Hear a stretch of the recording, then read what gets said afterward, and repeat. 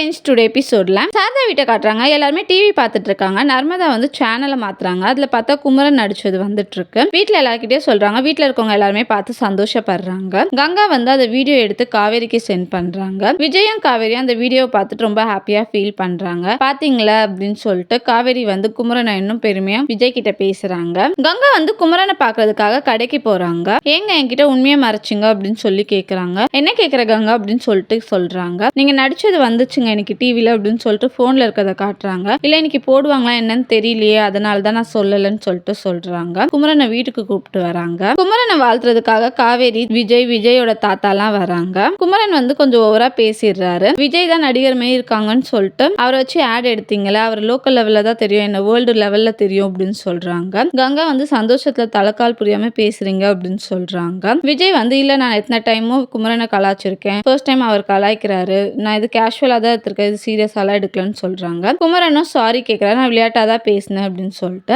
விஜய் தாத்தாவும் அந்த பிளேஸ்ல இருந்து போயிட்டு வரேன்னு சொல்லிட்டு கிளம்புறாங்க. காவேரி வந்து ரொம்ப ஹாப்பியா ஃபீல் பண்ணி பேசுறாங்க. தேங்க்யூ.